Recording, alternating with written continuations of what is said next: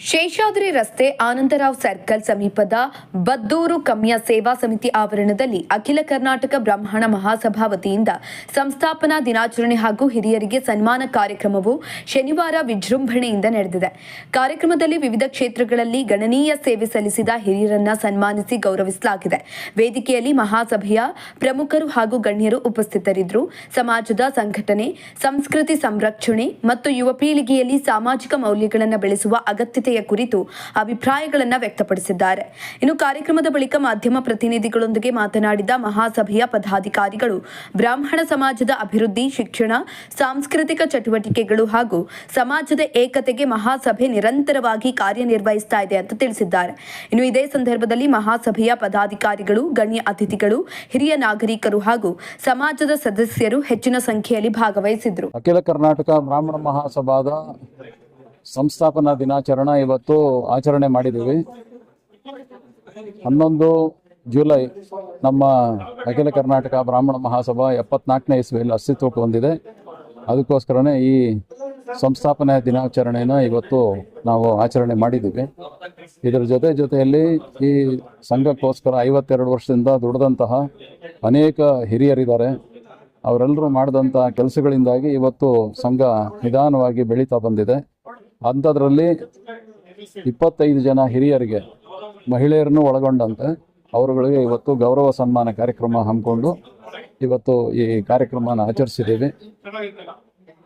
ಬೇರೆ ಬೇರೆ ಜಿಲ್ಲೆಗಳಿಂದ ಕೂಡ ಈ ಸನ್ಮಾನಿತರು ಇವತ್ತು ಆಗಮಿಸಿ ಈ ನಮ್ಮ ಮಹಾಸಭೆಯ ಗೌರವ ಸನ್ಮಾನ ಸ್ವೀಕಾರ ಮಾಡಿದ್ದಾರೆ. ಅತ್ಯಂತ ಯಶಸ್ವಿಯಾದಂಥ ಕಾರ್ಯಕ್ರಮ ಇವತ್ತು ನಡೆದಿದೆ.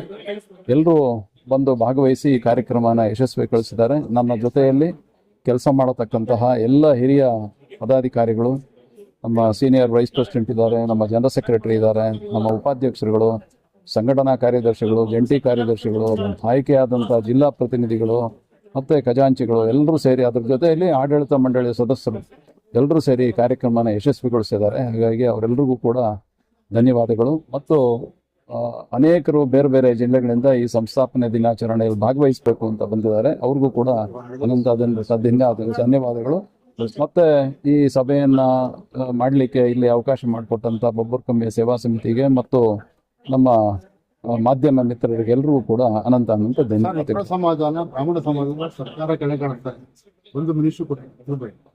ನಾವೀಗಾಗಲೇ ಅಖಿಲ ಕರ್ನಾಟಕ ಬ್ರಾಹ್ಮಣ ಮಹಾಸಭಾ ವತಿಯಿಂದ ಮೊದಲನೇ ದಿನಾನೇ ಮುಖ್ಯಮಂತ್ರಿಗಳಿಗೆ ಪತ್ರ ಬರೆದಿದ್ದೇವೆ. ದಯವಿಟ್ಟು ಮುಂದಿನ ಸಚಿವ ಸಂಪುಟದ ವಿಸ್ತರಣೆ ಆದಂಥ ಸಂದರ್ಭದಲ್ಲಿ ಬ್ರಾಹ್ಮಣ ಸಮಾಜಕ್ಕೂ ಪ್ರಾತಿನಿಧ್ಯ ಕೊಡಬೇಕು ಅಂತ. ಮತ್ತೆ ವೈಯಕ್ತಿಕವಾಗಿ ಮುಖ್ಯಮಂತ್ರಿಗಳನ್ನ ಭೇಟಿ ಮಾಡಿದಾಗ ಕೂಡ ಇದನ್ನು ಚರ್ಚೆ ತಗೊಂಡಿದ್ದೇವೆ. ಹಾಗಾಗಿ ಅವರು ಮುಂದಿನ ಸಂಪುಟ ವಿಸ್ತರಣೆಯಲ್ಲಿ ಖಂಡಿತವಾಗ್ಲೂ ಇದನ್ನು ಪರಿಗಣಿಸಲಾಗುತ್ತೆ ಅಂತ ನಮಗೆ ಹೇಳಿದ್ದಾರೆ. ಹಾಗಾಗಿ ಇದಾಗತ್ತೆ ಅನ್ನೋ ವಿಶ್ವಾಸ ನಮಗಿದೆ. ಧನ್ಯವಾದಗಳು.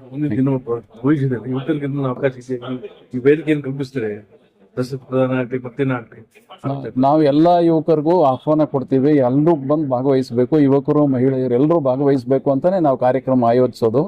ಹಾಗಾಗಿ ಅವರು ಕೂಡ ಮುಂದಿನ ದಿನಗಳಲ್ಲಿ ಭಾಗವಹಿಸ್ತಾರೆ ಅನ್ನೋದು ನಮಗೆ ವಿಶ್ವಾಸ ಇದೆ. ಧನ್ಯವಾದಗಳು.